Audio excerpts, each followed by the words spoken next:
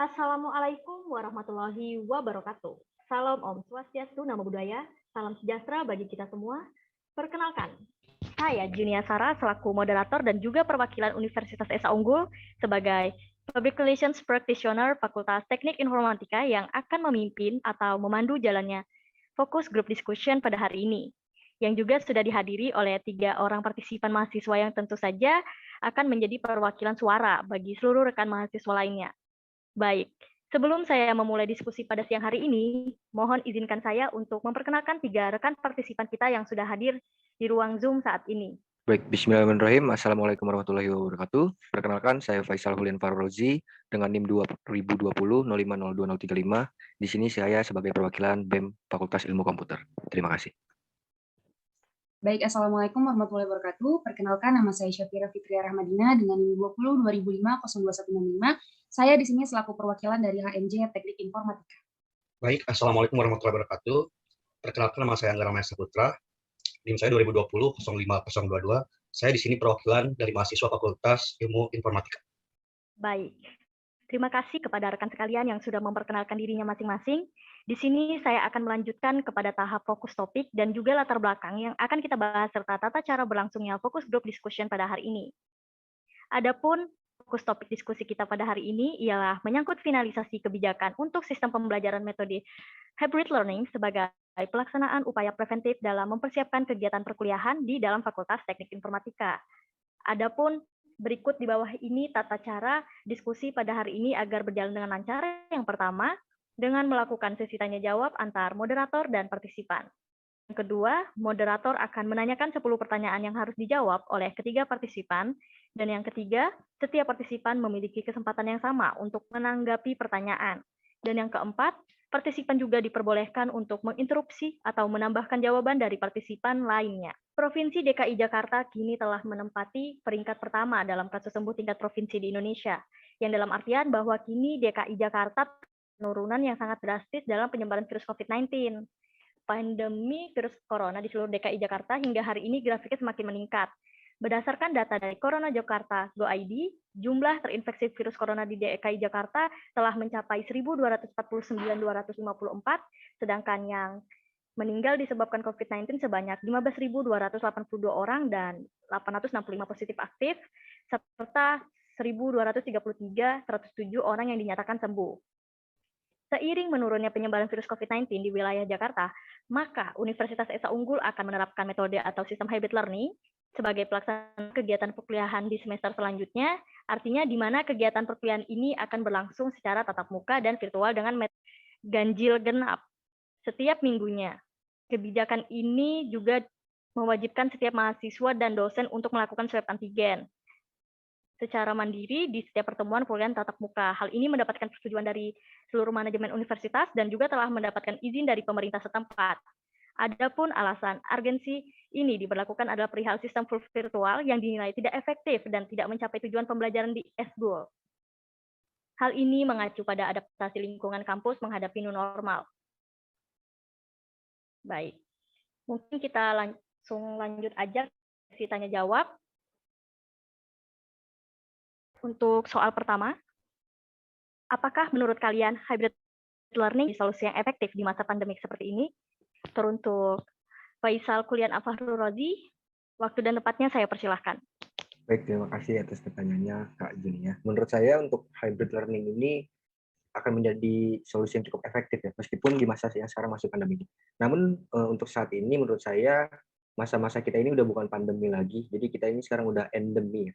Jadi kita sudah di penghujung virus ini, udah mulai normal lagi, kembali normal, dan menurut saya hybrid learning ini harus segera dilakukan. Terima kasih. Terima kasih atas jawabannya, Kak Faisal. Dan selanjutnya adalah dari Kak Syafira Fitria Rahmadina. Waktu dan tempatnya saya persilahkan. Baik, terima kasih atas pertanyaannya moderator. Menurut saya pada masa pandemi saat ini yang dimana benar seperti kata Kak Faisal, yaitu kita hampir berada di ujung pandemi ya. Jadi sudah hampir selesai lah pandemi ini. Nah, menurut saya adalah hybrid learning ini adalah merupakan tahap yang cocok untuk diaplikasikan ke dalam pembelajaran mata kuliah yang selanjutnya. Jadi setengah online dan juga setengah offline seperti itu. Baik, terima kasih Kak Safira atas jawabannya. Dan selanjutnya adalah jawaban dari Kak Anggara. Waktu dan tempatnya saya persilahkan. Ya, baik, terima kasih. Berbicara mengenai solusi yang efektif, apakah hybrid learning ini efektif untuk digunakan di masa pandemi ini? Maaf sebelumnya jika saya berbeda pendapat, mungkin menurut saya, seperti apa yang dikatakan Faisal tadi ya, bahwasanya sekarang ini kita sudah masuk di fase endemik, di mana virus sudah mau selesai, anggaplah seperti itu. Nah, manakala jika seperti itu, alangkah baiknya untuk kita menunggu sampai virus itu selesai. Karena pada dasarnya, kalau misalkan kita memaksakan untuk tetap masuk gitu, otomatis secara tidak langsung itu juga sangat berkemungkinan besar untuk kembali memicu adanya gelombang yang lebih besar dari sebelumnya. Alangkah lebih efektifnya apabila kita sebaiknya menunggu fase ini sampai berakhir. Jangan sampai ketika ini mau berakhir, kita malah memicu gelombang yang selanjutnya. Mungkin seperti itu dari saya. Wah, terima kasih Kak Angga atas jawabannya. Oke, next kita ke pertanyaan kedua. Jika dibandingkan metode hybrid learning dengan adanya metode daring, metode manakah yang membuat kalian nyaman dalam melaksanakan perkuliahan? Oke, baik. Terima kasih atas pertanyaannya. Menurut saya dengan adanya metode hybrid learning ini seperti metode daring ataupun juga metode offline atau luring, menurut saya yang lebih nyaman dilaksanakan adalah metode daring sebenarnya. Tapi terkait dengan kita merupakan Fakultas Teknik Informatika, dari situ saya berpikir bahwa kita memiliki urgensi untuk segera melakukan metode pembelajaran luring secepatnya. Jadi untuk saat ini mungkin hybrid learning bisa diterapkan atau bisa menjadi metode yang sedikit efektif. Baik. Keren banget jawabannya Kak Syafira. Oke, kita lanjut. Mungkin dari Kak Anggara, waktu dan tempatnya saya persilahkan. Iya, jika dibandingkan antara hybrid learning ataupun dengan daring ya, jujur kalau saya tipikal orang yang jangan nanggung-nanggung ya. Jadi kalau misalkan kita mau daring, full daring. Kalau misalkan kita mau tatap muka, full tatap muka. Apabila dikombinasikan seperti itu, otomatis akan ada apa ya? Perbedaan antara penerimaan materi, khususnya mungkin ketika kita daring, otomatis kita menjadi seorang yang pasif, dan ketika kita menjadi tatap muka, itu seolah menjadi mahasiswa yang aktif. Itu merupakan suatu pengkombinasian yang membutuhkan adaptasi dan sulit kemungkinan untuk bisa menyatukan kedua hal tersebut. Itu dari saya. Oke, baik. Terima kasih Kak Anggara atas tanggapannya. Dan selanjutnya bisa dijawab oleh Kak Faisal langsung. Baik, terima kasih. Menurut saya metode hybrid learning ini saya lebih nyaman untuk kuliah online ya untuk saat ini. Namun saya suka dengan adanya metode hybrid learning ini karena yang seperti saya bilang, kita ini udah memasuki endemi ya. Jadi metode hybrid learning ini bisa menjadi batu loncatan kita untuk beradaptasi untuk kuliah secara full offline. Terima kasih. Oke, terima kasih Kak Faisal untuk jawabannya. Kita next aja. Bagaimana dengan hybrid learning yang tidak dilakukan setiap hari? Apakah dapat membebankan mahasiswa seperti contohnya mahasiswa yang berada di luar kota nih? Bagaimana pendapat dari Kak Faisal mengenai soal ini? Baik, menurut saya perihal membebankan itu tergantung bagaimana kesepakatan antara mahasiswa dan pihak kampus ya. Jadi jika emang ada mahasiswa yang keberatan karena metode ini kan selang-seling ya. Jadi minggu pertama kuliah offline, minggu kedua kuliah online. Jadi jika emang ada yang keberatan, menurut saya lebih baik ikut yang online-nya saja, full online. Namun jika emang mahasiswa ini setuju untuk mengikuti hybrid learning yang di mana selang-seling, silahkan disetujui. Jadi bagaimana kesepakatan pihak kampus dan mahasiswa. Terima kasih. Ya, terima kasih Kak Faisal atas tanggapannya. Mungkin bisa langsung dilanjut aja dengan Kak Syafira. Baik, terima kasih. Saya juga cukup setuju dengan Saudara Faisal yang dimana hybrid learning ini sebenarnya tidak membebankan, tetapi kita juga tidak tahu itu semua balik lagi kepada masing-masing individu. Apakah anak-anak atau mahasiswa yang di luar kota ini terasa terbebankan atau tidak. Tapi itu bisa disesuaikan apabila ingin full daring, boleh full daring, atau apabila ingin mencoba hybrid learning offline, boleh juga mencoba hybrid learning seperti itu. Oke, baik. Terima kasih Kak Safira atas jawabannya. Mungkin bisa langsung dilanjut aja dengan bagaimana pendapat Kak Anggara. Ya, mungkin dua jawaban tadi bagi anak-anak yang di kota ya. Tapi khususnya teruntuk saya nih yang berada di luar kota, mungkin saya sedikit agak keberatan yang mana oke lah untuk saya pribadi masih bisa mengikuti kuliah online seperti ini. Tapi ada kalanya di mana mungkin mereka yang jauh dari jangkauan internet ataupun pengetahuan mereka yang masih kurang terhadap teknologi sekarang. Jujur, itu mungkin akan menjadi suatu kendala yang teramat untuk diadakannya hybrid learning kayak gini ya. Utamanya mungkin ketika mereka harus sengaja ke Jakarta hanya sebatas untuk memasuki perkuliahan 1 minggu, 1-2 hari di minggu itu. Karena apa ya, efektivitasnya kurang terjamin juga kalau menurut saya seperti itu ya. Oke, baik. Terima kasih Kak Anggara atas tanggapannya. Mungkin bisa dilanjut aja, Kak. Apakah dengan menerapkan metode hybrid learning, mahasiswa ke Fakultas Teknik Informatika akan ada perubahan yang signifikan nih dibandingkan dengan metode daring? Bagaimana menurut pendapat Kak Syafira mengenai ini? Baik, terima kasih. Untuk pertanyaan ini adalah saya sangat setuju sekali. Kenapa? Karena mahasiswa Fakultas Teknik Informatika sendiri menurut saya sangat membutuhkan adanya seperti praktik offline ataupun praktik langsung. Jadi apabila adanya hybrid learning ini, maka menurut saya skill mahasiswa juga akan diasah secara langsung oleh dosen atau pengajar yang profesional. Seperti itu. Baik, terima kasih Kak Syafira atas jawabannya. Mungkin bisa langsung dilanjut aja dengan Kak Anggara. Bagaimana menurut pendapat Kak Anggara nih tentang soal yang ini? Iya, berbicara mengenai prestasi itu sebenarnya tidak ada kaitannya dengan apakah itu mungkin tatap muka ataupun kita daring gitu ya. Karena pada dasarnya ketika kita nyaman di daring, perihal mungkin seputar prestasi itu akan mengikuti. Begitu pula dengan mungkin yang mereka yang suka tatap muka, itu juga akan mengikuti. Jadi apakah hybrid learning ini akan mempengaruhi prestasi? Menurut saya tidak. Karena pada dasarnya ketika hybrid learning ini diterapkan di pembelajaran kita, otomatis situasi keadaan juga tidak ada memungkinkan untuk seseorang mengadakan suatu acara yang berbentuk keprestasian kayak gitu, kecil kemungkinan bagi saya. Jadi saya tidak terlalu setuju ataupun tidak terlalu berpengaruh menurut saya. Oke, baik. Terima kasih Kak Anggara atas jawabannya. Dan bagaimana menurut pendapat Kak Faisal mengenai soal ini? Baik, menurut saya jika diadakan sebuah metode hybrid learning, ini akan menjadi sebuah perbedaan yang signifikan untuk prestasi para mahasiswa Fakultas Teknik Informatika khususnya.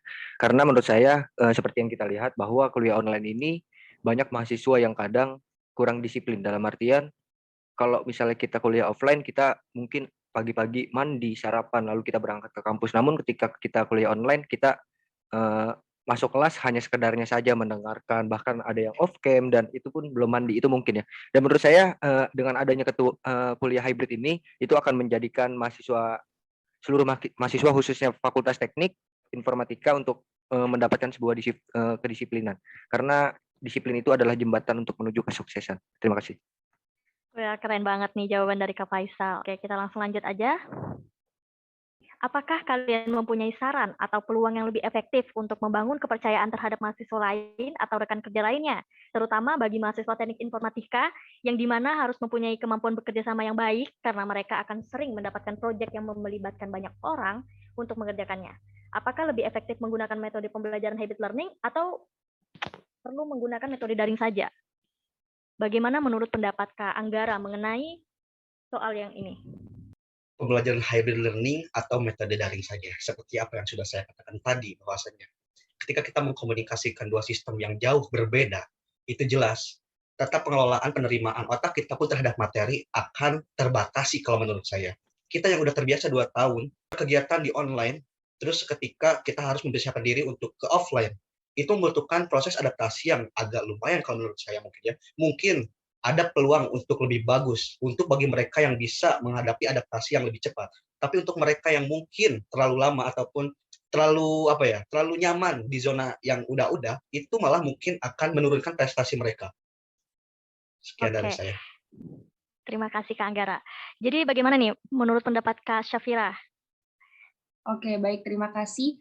Menurut pendapat saya sendiri, saya kurang setuju dengan Saudara Anggara. Mengapa? Karena walaupun otak kita sudah didoktrin atau sudah terbiasa dengan 2 tahun daring, tetapi otak kita juga pasti akan beradaptasi dengan cepat dengan adanya hybrid learning ini. Yang tentu saja menurut saya hybrid learning, di mana setengah offline, setengah online, itu jauh lebih efektif untuk membangun kepercayaan terhadap mahasiswa lain atau rekan kerja sesama mahasiswa teknik informatika. Jadi dengan kebersamaan yang kita bangun secara langsung ini atau tatap muka, itu pasti akan lebih ada chemistry-nya atau akan lebih melibatkan banyak orang dibandingkan dengan hanya daring saja. Jadi hybrid learning menurut saya tetap paling efektif. Terima kasih. Ya, keren banget nih jawaban dari Kak Syafira dan Kak Anggara nih. Kita tunggu jawaban dari Kak Faisal. Bagaimana menurut Kak Faisal mengenai soal yang ini? Jujur saya sangat setuju dengan jawaban Kak Syafira ya tentunya. Karena menurut saya untuk membangun sebuah kepercayaan atau suatu chemistry terhadap rekan kerja memang bisa dalam secara online, namun lebih efektif ketika kita bertemu secara langsung. Karena bagaimanapun kita bisa mengobrol secara luas ya jika kita bertemu secara langsung. Itu saja. Terima kasih. Instruksi dari saya Oh iya boleh. Bagaimana Kak Anggara? mengenai perbandingan yang tadi, untuk memperjelas argumen dari saya, pada dasarnya ketika berbicara mengenai chemistry, terkadang mungkin Kak Faisal tadi sudah menjelaskan bahwa chemistry yang dibentuk secara tatap muka akan lebih efektif daripada daring. Itu tergantung dari situasi ya kalau menurut saya. Karena terkadang mungkin chemistry yang sebelumnya dapat terbentuk dalam daring, itu seketika ketika kita bertatap muka, karena memang beda sudut pandang dan juga beda situasi, itu malah membuyarkan suatu pola sistem yang sudah terbentuk. Saya berpendapat seperti itu karena mungkin ya ketika kita ada offline, itu situasi, suasana, dan perasaan saat itu tuh berbeda. Manakala ketika kita sedang online gitu kan. Jadi kalau menurut saya, mengapa jangan sampai ada hybrid kayak gitu? Karena dasarnya kedua hal tersebut itu terlalu bertolak belakang dengan kebiasaan yang sebelumnya sudah kita jalani. Dan resiko untuk membuat seseorang lebih dropnya itu cukup agak besar. Kalau menurut saya gitu ya. Oke, apakah ada Interupsi. tanggapan lagi dari Kak Faisal? Oke. Sedikit ada tanggapan. Menurut saya bagaimanapun jika jawabannya dari Kak Anggara ini itu sebuah kebiasaan, bagaimanapun harus kita lawan. Karena kita nggak boleh sampai tertinggal. Dalam artian, masa kita mau selalu terus-terusan daring sih? Mana kita mau selalu terus-terusan online dengan tatap maya seperti ini sih? Jadi gimana pun kita harus tetap bisa terbiasa gitu loh. Kita itu bagaimana setiap personal beradaptasi untuk lingkungan baru. Bagaimana setiap orang beradaptasi bertemu situasi yang baru. Jika memang tidak bisa beradaptasi, itu berarti permasalahan setiap personal aja. Itu aja, terima kasih. Oke, baik. Terima kasih atas tanggapan dari Kak Faisal dan Kak Anggara. Mungkin kita langsung next aja ke soal berikutnya. Bagaimana menurut pendapat kalian jika diterapkannya sistem hybrid learning, apakah kasus COVID-19 akan meningkat seperti sebelumnya? Bagaimana menurut pendapat Kak Syafira mengenai ini?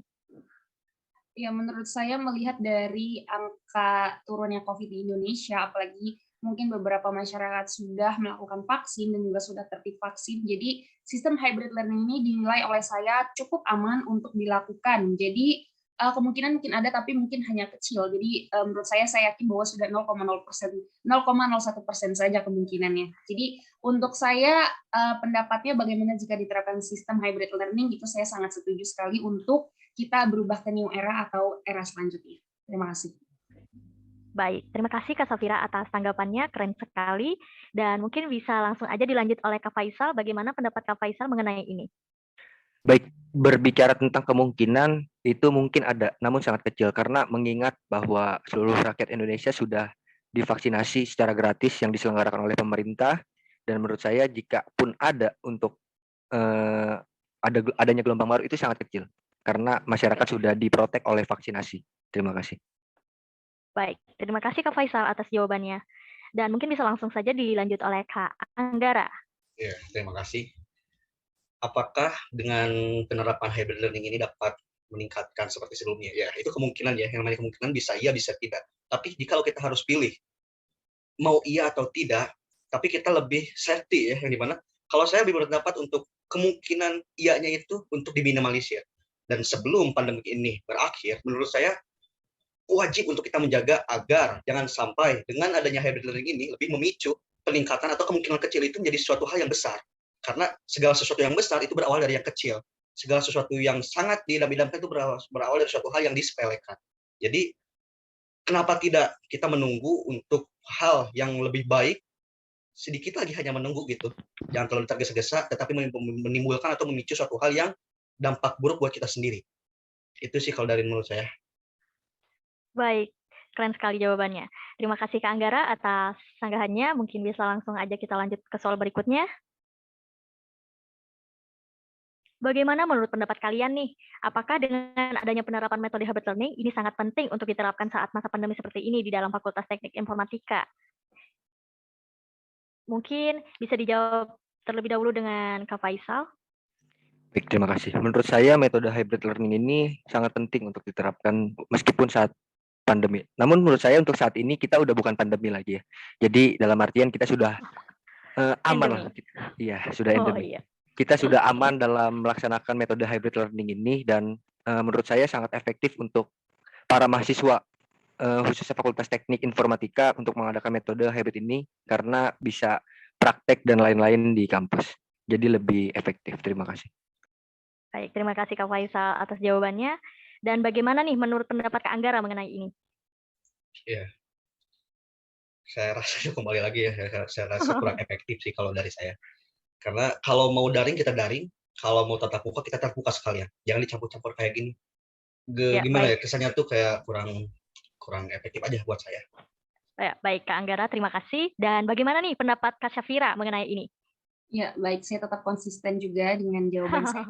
Jadi saya juga ingin berpendapat bahwa untuk di saat seperti ini, urgensi penerapan hybrid learning, apalagi di dalam fakultas teknik yang notabene adalah praktik, jadi saya tetap setuju bahwa hybrid learning ini memang harus diterapkan untuk membuat mahasiswa menjadi adaptasi gitu. Jadi jangan hanya di rumah saja. Dan kita mempelajari teori-teori saja, jadi kita juga butuh praktiknya. Terima kasih. Iya, tambahan dari saya ya, untuk kalian semua jangan anggap saya nggak suka tatap muka nih. Karena pada dasarnya saya pengen banget tatap muka, tapi terkhusus untuk hybrid ini loh, yang dicampur-campur itu saya nggak suka. Saya mau kok. Iya. Baik. Selanjutnya, bagaimana pendapat kalian? Apakah efektif jika praktek merakit komputer hanya menggunakan aplikasi Zoom? Baik, bagaimana menurut pendapat Kak Anggara mengenai soal ini? Iya, kembali lagi pada diri pribadi masing-masing ya. Berbicara mengenai efektivitas tergantung skema yang diterapkan dosen beserta muridnya atau kita sebagai mahasiswa. Ketika itu berbentuk video, katakanlah Zoom kita anggap sebagai media untuk interaksi. Tapi video itu benar-benar menurut saya efektif banget. Karena mungkin kalau praktek itu hanya sekali kita mempelajari, selanjutnya kita tidak bisa mengulang. Tapi untuk video, saya rasa lebih efektif, dimana ketika kita tidak mengerti, ada part yang mungkin kita ketinggalan, kita bisa mengulang part-part itu. Dan untuk prakteknya, mungkin kita bisa balas dengan video yang sama. Katakanlah, ada kemungkinan buat mahasiswa itu tidak mengerjakan. Nah, di sana kebijakan dosen dipertanyakan, kan? Mungkin dosen bisa saja untuk menyertakan video perakitan untuk bukti bahwa kita mengerjakan. Jadi menurut saya ini sangat-sangat efektif. Daripada kita harus hybrid kayak gitu. Di satu sisi kita online, terus kita tetap muka, itu malah gak efektif kalau menurut saya, capek kesannya. Ya, oke, benar. Kita lanjut aja langsung ke Kak Syafira nih, bagaimana menurut Kak Syafira mengenai soal ini? Baik, terima kasih. Untuk pertanyaan ini adalah jawabannya tentu saja sangat efektif. Karena dinilai dari, mungkin jawaban Mas Anggara juga ada benarnya, cuman jika dinilai apakah hanya menggunakan aplikasi Zoom itu efektif, itu adalah sangat tidak efektif sebenarnya. Maksud saya yang efektif itu adalah ketika kita melakukan praktek secara langsung. Tetapi jika ini ada di aplikasi Zoom saja, ini akan menjadi kurang efektif. Walaupun kita bisa bertanya gitu kepada dosennya atau kepada pengajar profesionalnya, tapi ketika kita aplikasikan itu tetap aja ada kurangnya gitu. Jadi kita tetap tidak paham seperti yang mana sih gitu, atau seperti option yang mana aja yang dimaksud oleh dosennya yang dipraktikkan gitu. Jadi ya pendapat saya seperti itu. Apabila menggunakan aplikasi Zoom tidak efektif. Terima kasih. Oke, baik, terima kasih untuk jawabannya Kak Syafira. Mungkin bisa langsung di next aja. Bagaimana pendapat kalian dengan adanya metode hybrid learning? Apakah dapat membebankan mahasiswa yang berada di luar kota, apa tidak? Mungkin jawaban ini bisa dijawab oleh Kak Anggara. Ya, seperti yang sudah saya katakan tadi ya, ini ada kemungkinan untuk sangat membebankan mereka yang berada di luar kota. Karena antara dua pilihan, ya lebih baik pilih salah satu. Gak baik loh kita punya dua beriringan tuh. Oke, baik. Langsung saja ke pertanyaan selanjutnya, yaitu di akhir, apakah kalian setuju dengan adanya kebijakan diwajibkannya swab antigen setiap pertemuan metode hybrid learning? Mungkin untuk Kak Syafira bisa menjawab ini terlebih dahulu. Baik, saya akan menjawab. Tentu saja ini sangat memberatkan, atau apabila adanya kebijakan berupa swab antigen setiap pertemuan metode hybrid learning, tentu saja ini akan membuat mahasiswa untuk kayak enggan mengikuti pelajaran hybrid learning ya. Pasti mahasiswa beberapa akan lebih memilih ya udah online aja dibandingkan kita harus mengeluarkan biaya lebih. Jadi apabila diadakan kayak kebijakan seperti ini, saya sangat tidak setuju tentu saja karena akan memberatkan dan juga seperti apa ya, membuat metode hybrid learning ini pastinya tidak akan berjalan. Seperti itu. Terima kasih.